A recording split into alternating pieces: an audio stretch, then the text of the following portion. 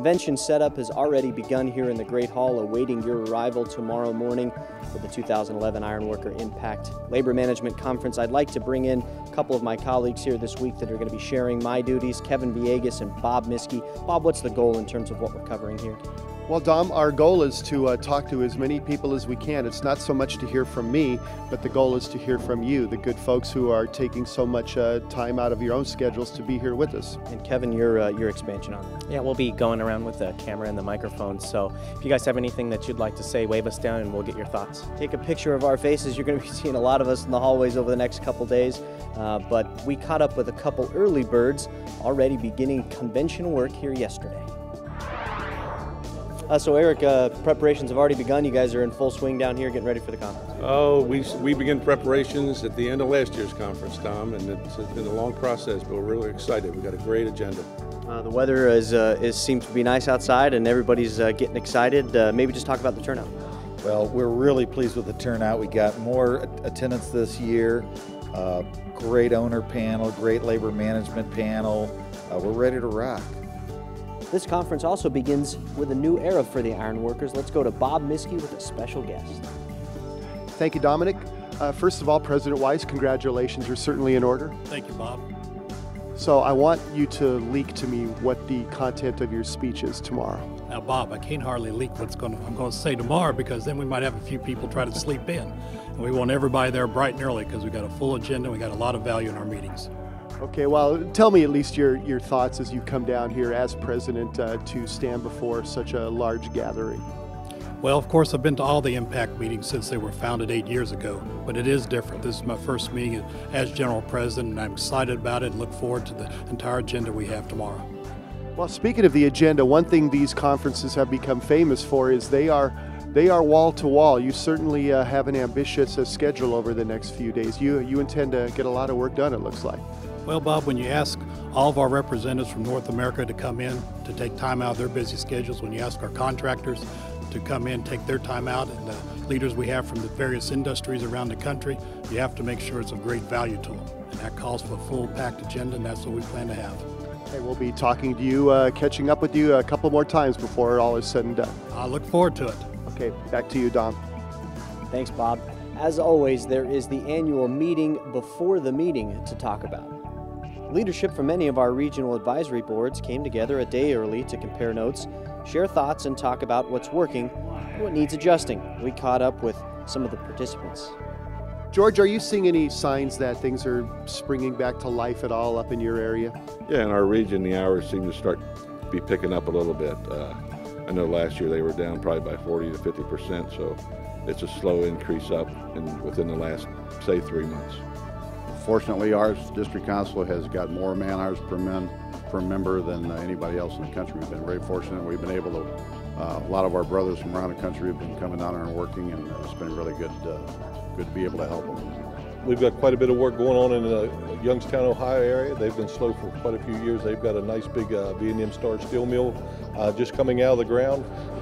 Cleveland, Ohio, they've had the downturn, but they're coming back with lots of work down on the flats, some story buildings and all, and our work's turning around right now.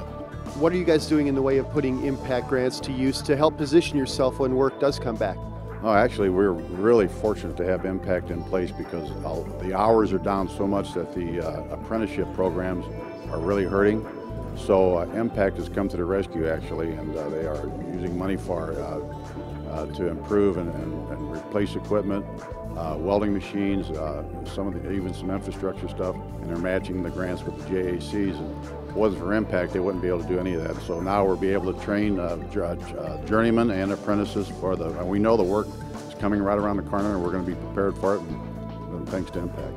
Our big grants are probably our training trailers, which we just finished up, mobile training trailers, Albuquerque, New Mexico. The guys who worked on those will help with welding certifications, be able to go to some of the remote areas to do work. We're also part of the test group with the short-term non-occupational disability, and we've paid out some claims on that to help people who've been injured, help keep them safe. I think we've done drug testing changes, which are not part of their grants, but I think have been very effective also. The block grants that we have been able to utilize has helped us not only advertise our skills, gave our local business managers the executive board of the Regional Advisory Board new ideas, innovative ideas as far as associating themselves, with the schools, the business people, the developers, the contractors. It's been put to good use. Been doing a lot of journeyman upgrades in qualified riggers. We've had a new crane standard come out. Local 3 has taken kind of the lead on doing the training for rigging, doing the training for hand signaling, foreman training, and these grant monies have been utilized to offset the cost of our apprentice journeyman upgrade program to do this training. Your goals for your region this year? Yeah, we just want to make sure that all the owners out there hear our story. We've got a good message to be told. We'll make sure that they understand what our training is and what we can provide for them. Western Pennsylvania is kind of unique in the standpoint that we never hit the really high economic times, and we've never hit the real valleys, but we've kind of just floated in the middle, and we've been very fortunate in that regard. So I think our goals are kind of continue what we're doing. I think we work around the country in a lot of different areas, and the locals we work with here, everybody has an understanding of what it's like to be in a difficult situation, to work together. We have good communication. And I think we just work together very well, and I think we should continue doing that and continuing with emphasis on training, emphasis on professionalism. I think we'll be successful. We're hoping that because of a lot of our efforts this past year and during this year, will help our contractors, bid additional work. Know that they can rely on us because we've had the necessary training, the certifications, and we're continue to build on that. Part of the setup for the 2011 conference doesn't just confine itself to the Great Hall. In fact, outside, there's some other setup going on. Here's Kevin Villegas with that report.